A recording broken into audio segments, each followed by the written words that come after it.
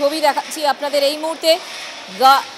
যে ব্যারিকেড তৈরি করা হয়েছিল লৌহ কপাট আস্তে আস্তে খুলে ফেলা হচ্ছে, শিকল খোলার কাজ শুরু হচ্ছে।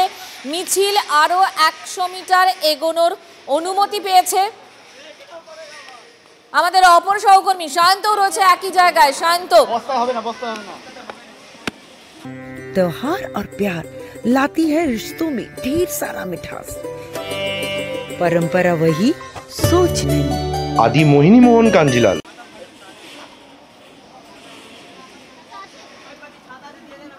দেখো, যেটা কাল রাত থেকে বারবার করে জুনিয়র চিকিৎসকরা বারবার বলছিলেন যে তাদের জন্য এমন ব্যারিকেড কেন, লোহার ব্যারিকেড প্রায় 9 থেকে 11 ফুটের এই ব্যারিকেড কিন্তু তারা গতকাল থেকে ভেঙে ফেলার, সরিয়ে ফেলার নিবেদন করছিলেন। অবশেষে রাত কেটে যাবার পর কলকাতা পুলিশের তরফে কিন্তু এ ব্যাপারে বার্তা আসে এবং তুমি দেখতে পাচ্ছ এখন সেই লোহার চেন খুলে ফেলা হচ্ছে এবং অর্থাৎ ব্যারিকেড সরিয়ে ফেলা হচ্ছে। যেটা সূত্রের খবর যে কলকাতা পুলিশের কমিশনার এ ব্যাপারে সম্মতি দিয়েছে যে ব্যারিকেড সরিয়ে ফেলার জন্য। তারপরে কিন্তু তুমি দেখতে পাচ্ছ লোহার চেন খুলে ফেলা হচ্ছে এই ব্যারিকেডে এবং প্রায় 11 ফুটের এই যে ব্যারিকেড, এই ব্যারিকেডগুলো কিন্তু খুলে সরিয়ে ফেলা হবে। মূলত এই প্রাচীর করে ফেলা হয়েছিল এই লোহার ব্যারিকেড দিয়ে।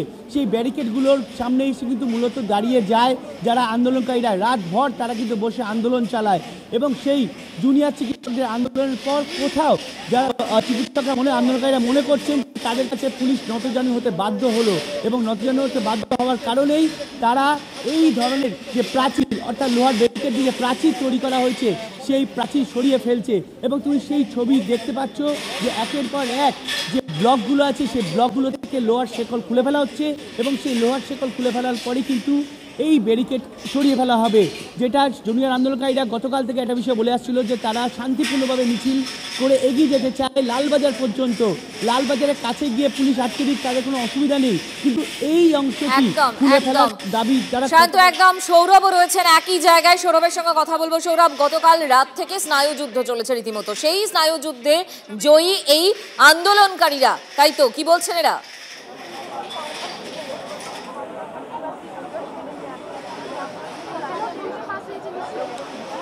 দেখো, বৃষ্টি পড়ছে এবং বৃষ্টি যে পড়ছে তার মধ্যেই তারা দাঁড়িয়ে রয়েছেন সারবদ্ধভাবে। কল্যাণ একটি জায়গা থেকে দেখানোর চেষ্টা করছে যে সেখানে মিছিলে যারা রয়েছেন তারা একটা ব্যারিকেড যেমন সেটা খোলার চেষ্টা হচ্ছে। এখানে যারা রয়েছেন তুমি দেখতে পাচ্ছ যে মিছিল নিয়ে যে তারা এখান থেকে কিন্তু গান গাইছেন হুইসেল ওভারকাম। সেই হুইসেল ওভারকাম গিয়ে তারা ব্যারিকেডের ওপারে দাঁড়িয়ে রয়েছেন, অপেক্ষা করছেন যে 9 ফুটের যে লোহার ব্যারিকেড সেটা খোলার পর কখন পুলিশ কর্মীরা আসবে, এসে পরে এই যে ব্যারিকেডটা আছে এই ব্যারিকেডটা একটা খোলার চেষ্টা হবে, সেই অপেক্ষায় তারা রয়েছেন।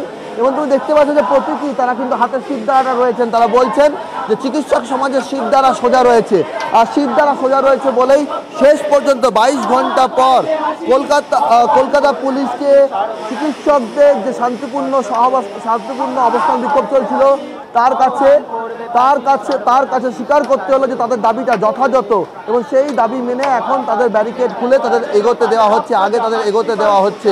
সেই বক্তব্যই তারা কিন্তু রাখছেন এবং তারা যখন এই বক্তব্য রাখছেন তখন একই সঙ্গে তুমি সমবেত কণ্ঠে তাদের গলায় কি গান শোনা যাচ্ছে সেটা শোনাবো।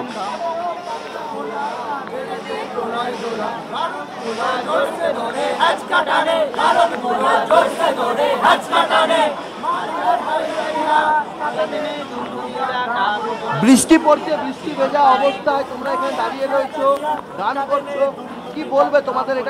এটা কি আন্দোলনের আরেকটা জয়? আমাদের আন্দোলন প্রথম দিন থেকে বৃষ্টি ভিজে রোদে পুড়ে আমরা আমাদের ন্যায় বিচারের আন্দোলনের জন্য এগিয়েছি। তো আজকে আমরা গোটা রাত এখানে শুয়েছিলাম, তো আজকে যে বৃষ্টি নামছে, রোদ আসছে এবং তার মধ্যে যে আমরা এই শান্তিপূর্ণ আন্দোলন করছি, এটা দেখিয়ে দেয় যে আমাদের আন্দোলনের জোর কতটা এবং ওরা আমাদের এই আন্দোলনকে ভয় পায়। তোমরা শির দ্বারা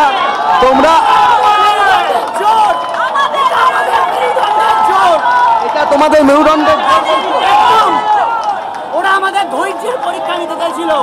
আমরা বলেছিলাম আমরা ডাক্তাররা 36 ঘন্টা 72 ঘন্টা রাইট ডিউটি দিই, আমাদের ধৈর্যের পরীক্ষা নেবেন না। সেই ধৈর্যের পরীক্ষায় ওরা ফেল করেছে, আমরা জিতেছি। স্নায়ুযুদ্ধে চিকিৎসকেরা জিতেছেন এমনটাই যারা বলছেন যে ধৈর্যের পরীক্ষা নিতে গিয়েছিল, সেই ধৈর্যের পরীক্ষায় তারা জয়ী হয়েছেন এবং এটা তাদের মেরুদণ্ডের জোর, হাতে মেরুদণ্ড নিয়ে তারা সেই কথাটাই তারা জানাচ্ছেন যে এটা তাদের মেরুদণ্ডের জোর। মঞ্জিরা,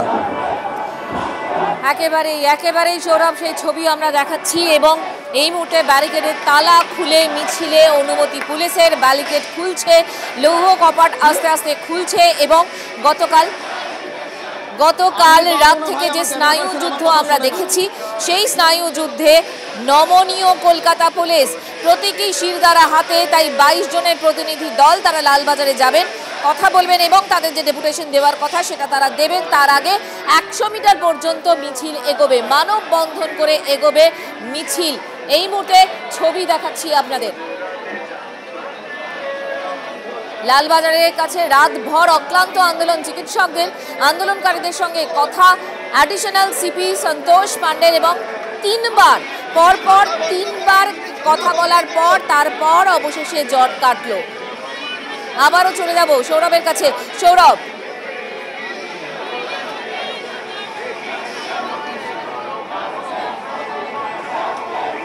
দেখো একেবারে মঞ্জিরা স্নায়ু যুদ্ধ চলছিল, কার চোখের পাতা আগে পড়বে ঠিক এই জায়গায় যেখানে ব্যারিকেড রয়েছে, আর এই জায়গায় চেয়ার পেতে বসে পড়েছিলেন কলকাতা পুলিশের কর্মীরা কালকে রাতভর। সেই চেয়ার এখন আর এখানে নেই। জুনিয়র চিকিৎসকেরা বলছেন যে তারা প্রথম থেকে বলে আসছেন যে তাদের যে দাবি সেই দাবি ন্যায়সঙ্গত এবং সেই ন্যায়সঙ্গত দাবির কাছে তাদের কলকাতা পুলিশ প্রশাসনকে মাথা নোয়াতে হয়েছে কলকাতা পুলিশ প্রশাসনকে। এবং সেখানে যারা সাধারণ মানুষ রয়েছেন, নাগরিক সমাজ যারা রয়েছেন